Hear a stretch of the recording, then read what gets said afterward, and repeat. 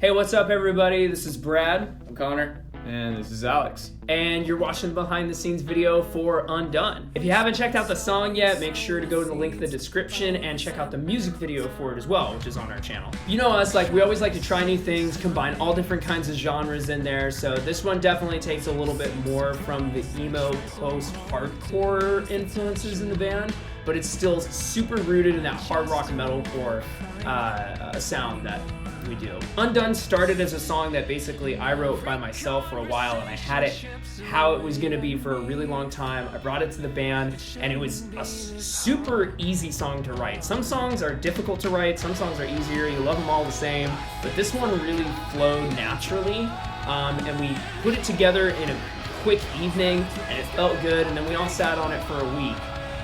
But Alex here felt like there was something missing in the song, so what did you do? I came home with the song, and I just thought the song didn't have as much dynamics in it. So what we did was, or what I did was, I changed the second verse, and it's the same key and everything, but made it heavy.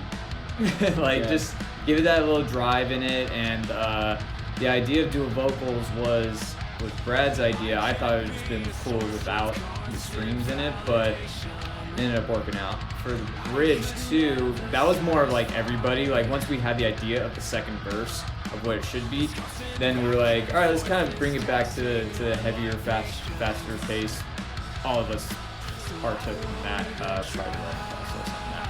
Yeah, when we come in here and these guys have some songs, I'll just kind of write a skeleton of what the drums should be, and then when we get into the studio, I'll put all the little garnishes on top, the fills and stuff like that. And I think for this song, the drums started out pretty simple, but then I kind of found myself writing parts that were not necessarily hard, but I just added more, especially on the chorus, the bass drum. It should be just like a standard.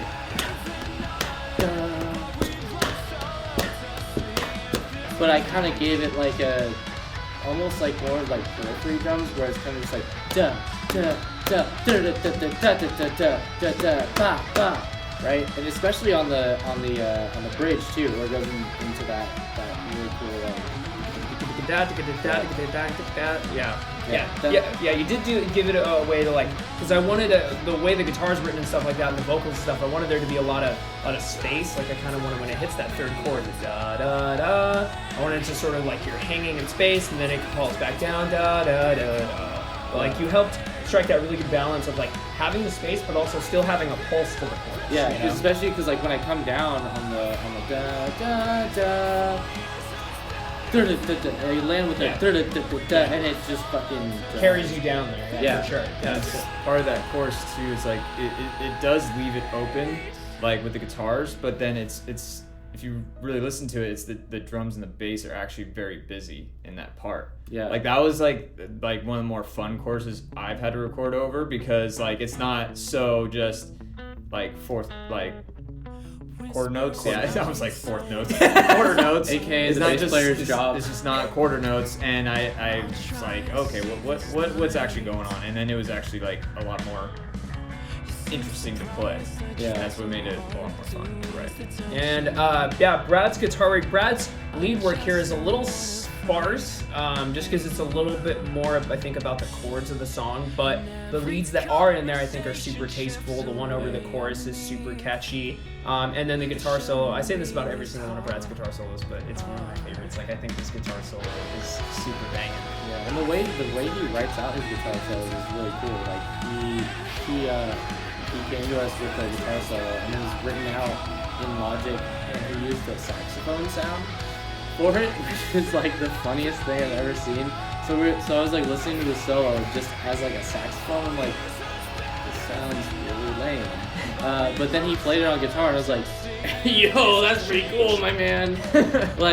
So yeah, and I think too, what's cool about this song is for me at least, I chose the more is less route, if that makes sense. A lot of people say less is more, but like I said, with the drums and the chorus, it's it should just be a straightforward thing. But I added more bass drums and more stuff to it. Not to the point where it's like, okay, this fool's overplaying, but to where it's just, like I said, like the little garnish, little, you know, when you get like a taco platter and you go down to the Baja Fresh and it's like, hey, can you add some like cilantro, maybe some onions to it, you know? It's like that, the little garnish, right? So yeah, just want to, you know, more is less approach.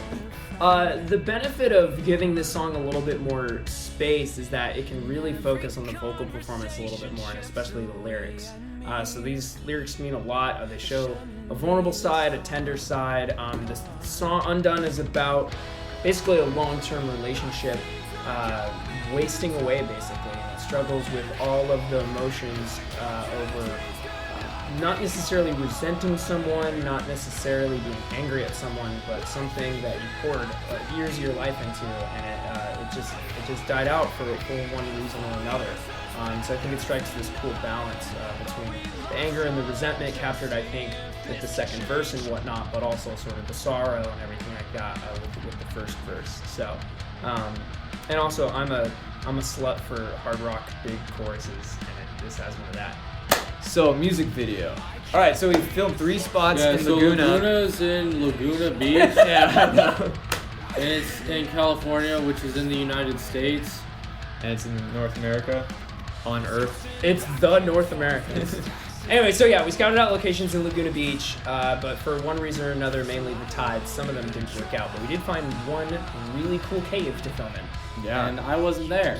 Well, yeah, he had a bunch of equipment, so that was not gonna work. Yeah, it was like a mile long trek Yeah. to get to the cave. But it was I think it was a super cool vibe filming the music video on the beach for sure. We'd never done like an outdoor shoot like that before, so we kind of wanted to change it up. A lot of our music videos are either like industrial or whiny or something like that, so we wanted to give it an outdoorsy feel. So, and then we did a lot of shots at this place. If you're local, you know it's called the Top of the World, which was really cool. But if you know that spot at all, it's kind of near some houses. And we didn't really have permission to be there. So we were a little bit worried over whether or not we were going to get shut down. But as soon as Connor set up his drums and started playing them, everybody was totally chill with it. Literally like the coolest people you could ever meet. Even the older folks that were there, they were like, yeah, rock on, you know, stuff that old people say when they don't really understand what musicians do. So funny thing, we actually, when we first got there, we were excited, we were so stoked. And then a bunch of cops and fire trucks. Oh, that's right. A bunch of cops and fire trucks showed up, and we were like, "What the hell?" Like, yeah. And we like had to wait it out and be like, "Uh-oh, we might not be able to get the film here." Yeah, it was like one paramedic, and then a fire truck, and then another fire truck, and then cops, and then park rangers, and we were like, "Oh God." Yeah. Thanks for checking us out. This is our behind the scenes for Undone, and any last thoughts, anybody? Hope you enjoy the sad song. Yeah, it's really sad. It's also sad that I'm like behind you guys. Yeah, all right. You wanted to sit in the middle.